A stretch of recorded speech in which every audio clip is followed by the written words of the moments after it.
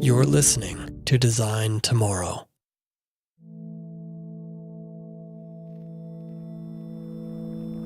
The last thing we need are smartphones.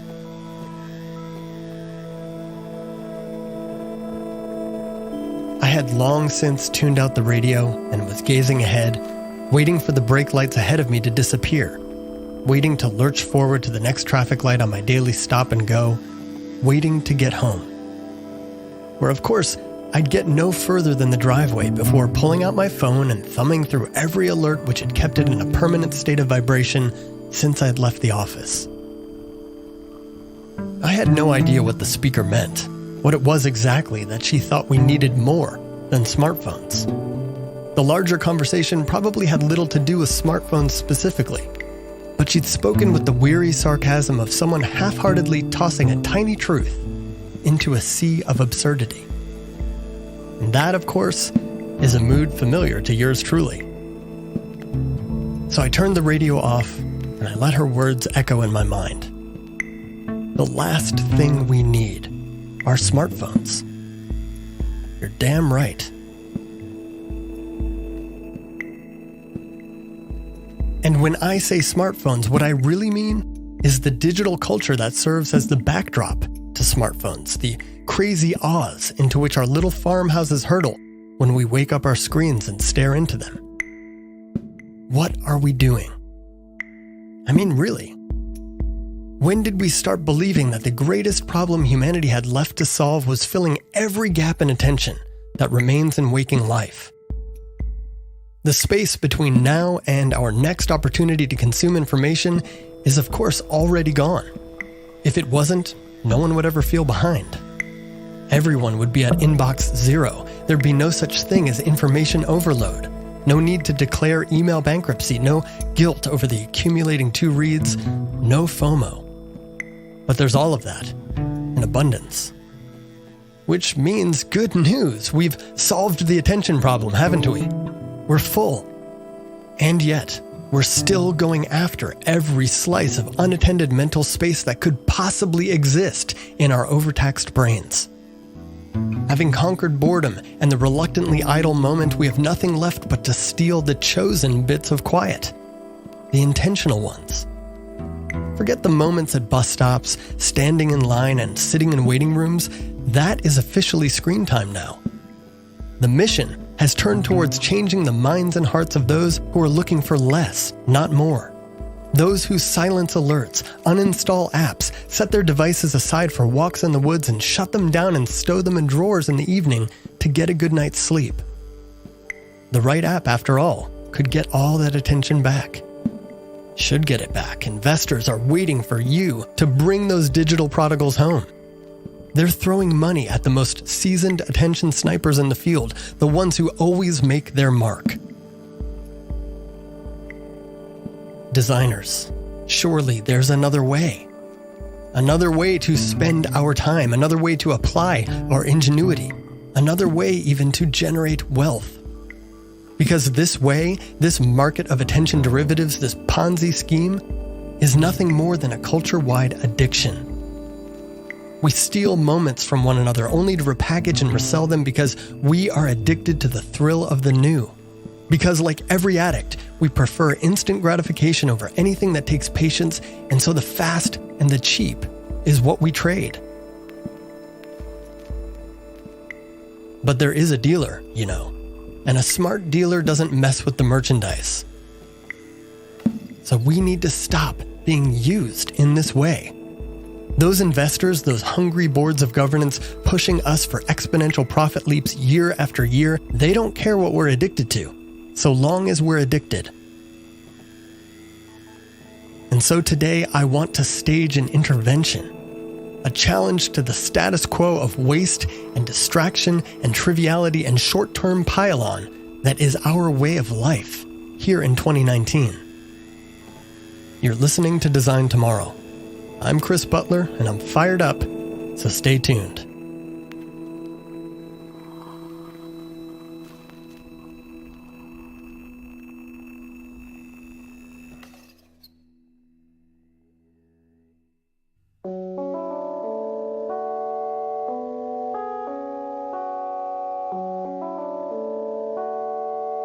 Design Tomorrow is a podcast about design, technology, and being human, which, admittedly, is a lot to be about. But in all things, we hope to grow in our awareness that what we do and think today can create a better tomorrow. You can follow the show on Twitter at Design Tomorrow. Just leave all the vowels out.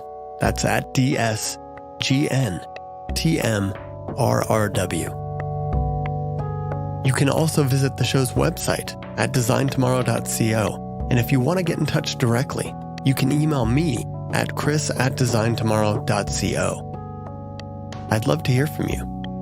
And now, let's get back to the show.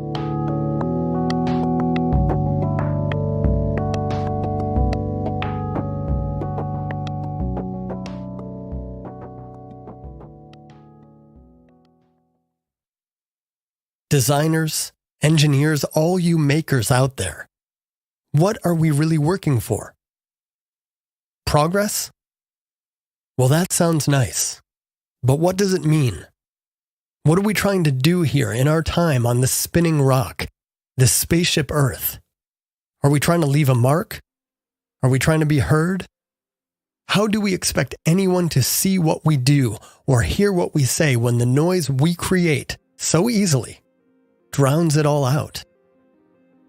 Making space for our contributions, at the very least, is one way to value silence. But it also raises the question of whether our contribution should be additive or subtractive, doesn't it? And surely silence has more value than in just making space to fill. It has inherent value. Absence and nothing are just as worthy pursuits as presence and something. Just as necessary to life, and yes, to progress. So we need silence, we need emptiness, and we need patience to be able to stand it. And in this churning cycle of cause and effect, every captured moment of attention rips the guts out of patience. When the interval between events of any kind shrinks down to nothing, then even the briefest moment of waiting for something to happen seems intolerable. Agony. This, as you've no doubt already heard, makes for quite the punchline. Like years ago when Louis C.K. mocked our impatience with a slowly loading screen by shouting, "Give it a second! It's going to space! Can you give it a second to get back from space?" But who hasn't been that spoiled idiot that can't give it a second? It stings because it's true. Of all of us. How have we come to the place where it's acceptable to maintain a constant indignance toward even the slightest friction when it comes to accessing information? When a website isn't responsive, we scoff. Why? Because now I might have to use my fingers to pinch and zoom a web page, and honestly, is it not impressive we can do that? Or wait a few minutes before I can get back to my laptop and look at it there? What an outrage! And really, what if a few minutes is longer than average? Seriously, I'd like to know. I'd like to know what the average space in time or in distance between devices is for the average American. I'd bet it's almost nothing, which is kind of terrifying if you ask me. Meanwhile, we completely take this for granted. How portable information really is and how seamless our experience of it can be. That we can be pretty much anywhere and still look at a web page, or read a book, or listen to music, or tune into the radio, or watch television or a movie, all on a screen we hold in our hands. That we hardly have to wait for anything. That we can do any of these things on a laptop, or a tablet, or a phone, or just a screen on a wall. That we can start watching a video on a tablet in our living room, switch over to a phone and take it with us to the bathroom, and then throw it back up on the TV a little later. That's what we do now. We're busy all day exhausting ourselves by beaming stuff all over the place. It's insane how ubiquitous entertainment can be. But still, we're not satisfied. We're the Augustus Gloops of digital candy. Augusto, sweetheart, save some room for later. Don't just stand there, do something! Help. Police. Murder. And there's still a holy grail to be had, the killer app, the latest and greatest in hardware, some new thing that's going to make everything even more seamless and everything before it seemed like rubbing two sticks together. Are we not going to be satisfied until every surface is a window to entertainment, until every place we go looks the same, because we've projected onto it our own personal digital reality? If that's what we're after, we might as well just stay home, don't you think? But here's the really troubling thing. Beneath it all is another holy grail, one we plebes need not seek out. It's already claimed by the 1%. What is it? It's the vast, untold riches of our monetized attention. Well, I'll let you in on a little secret. There's no such thing. It's a house of cards. How many billions of people are on Facebook, Instagram, Twitter, Snapchat, or whatever, giving away their words and their pictures and their time, and yet the smartest minds of our generation still haven't figured out how to turn it all into enough cash to satisfy the investors. Facebook makes money today, but is it enough? Apparently not. They have to drop billions of dollars to buy someone else's list of names simply because there are a whole bunch of people out there that they can now claim might be the board's golden ticket. Geez, I don't know, folks. I think maybe we can call it. We go to Facebook to be with one another. Facebook says, hey, we've got all these people. We'll sell them to advertisers. Advertisers say, great, maybe they'll buy some stuff. The investors say, great, but we're not going to cash out until we monetize everything. As in, not just actual attention, but the promise of future, fictional, vaporous attention, as my friend Dan Hahn so aptly put it once in his newsletter. Well, don't hold your breath. And you know what? They're not holding their breath. Because while they have us all in a sad cat gif and listicle holding pattern, they're making all kinds of stuff in their workshops to keep us wired when we finally get sick of sitting on our butts in front of screens. You know, like more screens, new categories of screens, kitchen screens, small living room screens, face screens. But ask yourself, what problem does any new screen solve? No problem that you or I have. The problem these toys solve belongs to the companies making them, which is how to capture even more attention. When a company's product development no longer addresses meaningful needs, it can do one of two things. Number one, it can create new kinds of products that address needs in new markets. Or number two, it can create luxury products. Where would you honestly put any of the new products that the big tech companies have made in the last decade?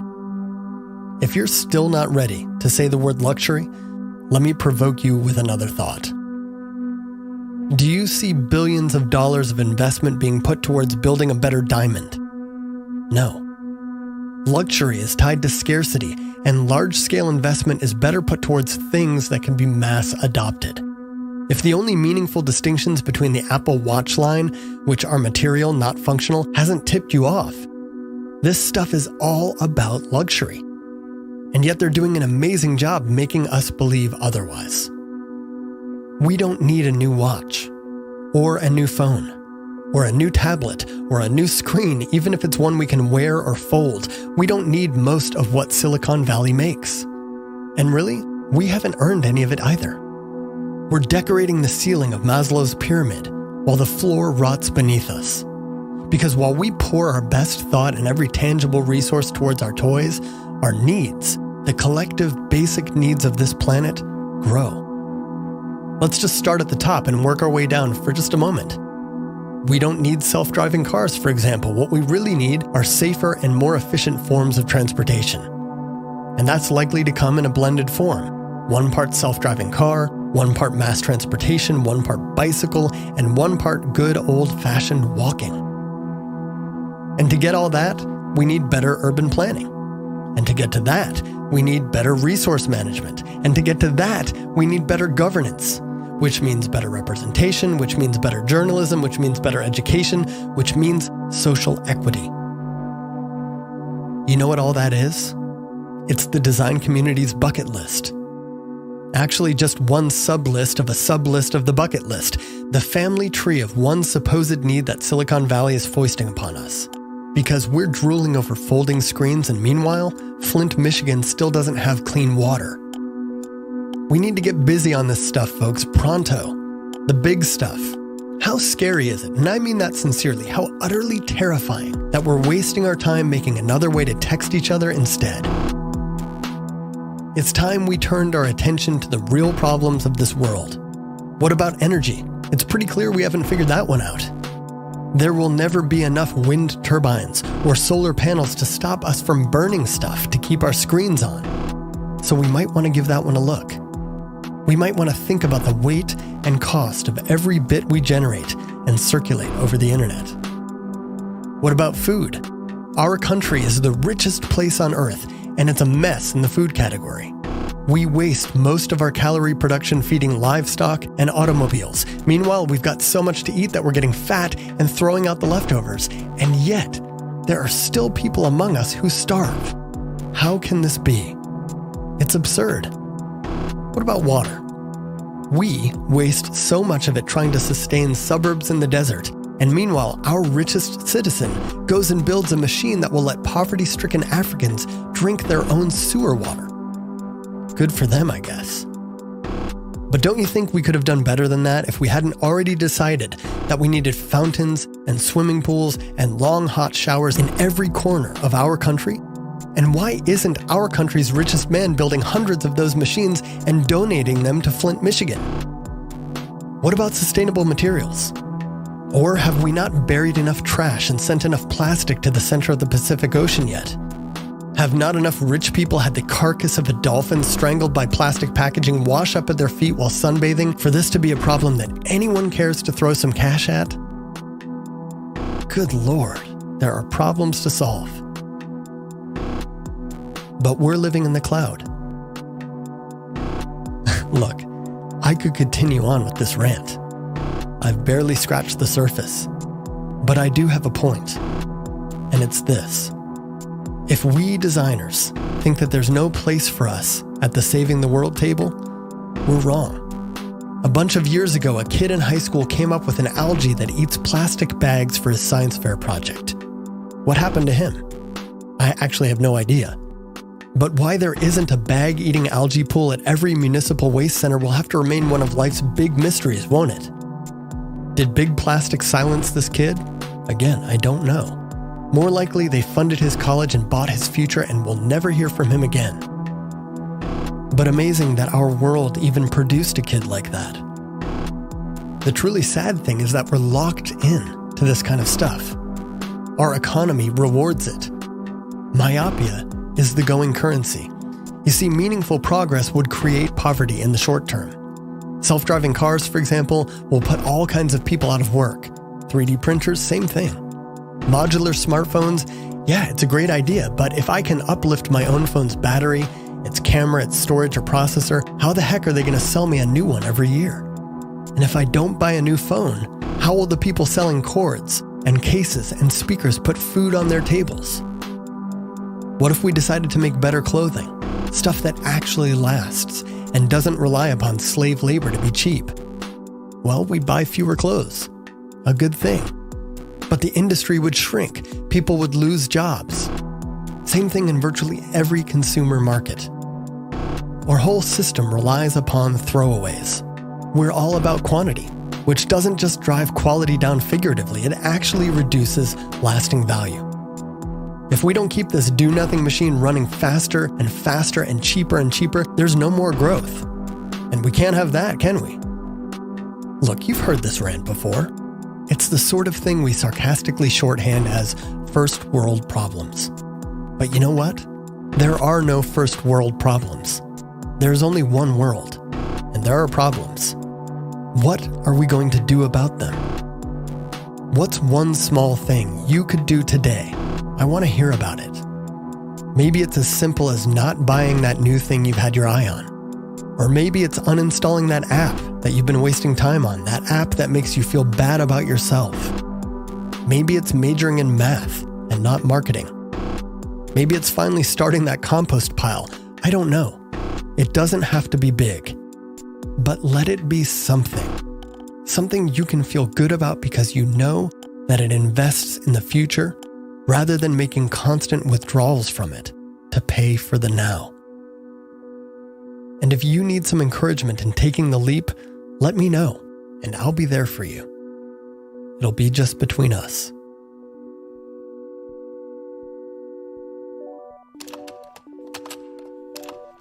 Well, friends, that's all for today. I hope you enjoyed this little episode of Design Tomorrow. If you did, find the show on Apple Podcasts or wherever you get your podcasts and give it a rating and a review.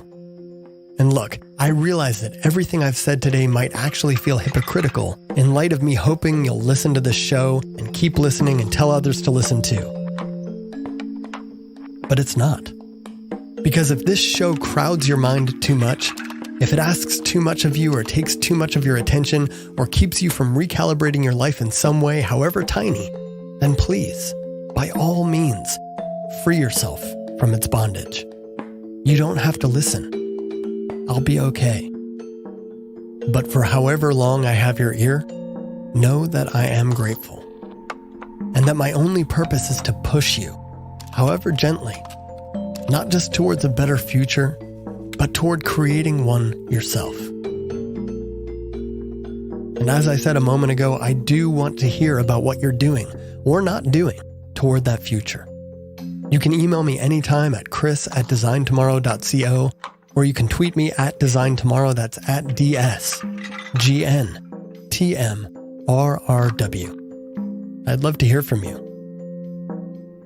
Until then, thanks for listening, and remember, what we do and think today not only can create a better tomorrow, but should. I'll see you then.